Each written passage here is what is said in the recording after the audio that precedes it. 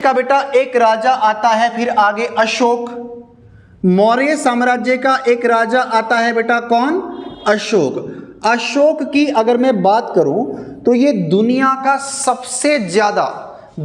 सबसे ज्यादा ये बेवकूफ राजा था। बेवकूफ का मतलब ये है कि दुनिया का सबसे ज्यादा, ये जिसको हम बोलते हैं ना निर्दयी, दुनिया का सबसे ज्यादा निर्दयी राजा था। निर्दयी समझते हो?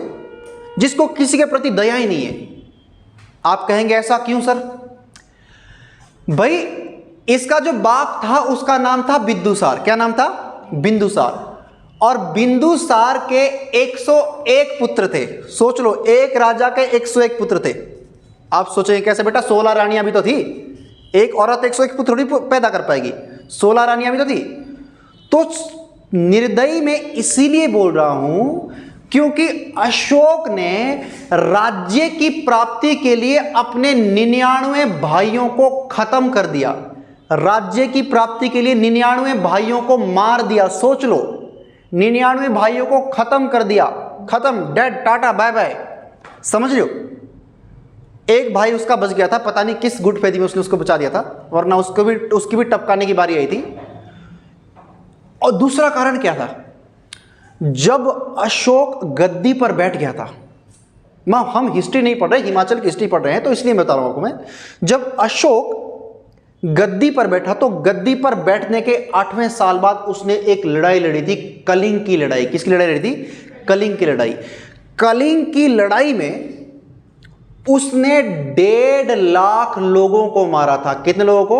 1.5 लाख लोग। सैनिक होते तो काम चलता, सैनिक ही नहीं, छोटे छोटे बूढ़े थे, छोटे छोटे बच्चे थे। छोटे छोटे बूढ़े मतलब कि जो भी है, जो भी रहता है उसमें जो है आपका जो है औरतें थी, बच्चे थे, लोग थे, मतलब वो लोग जो बिल्कुल निर्दोष थे।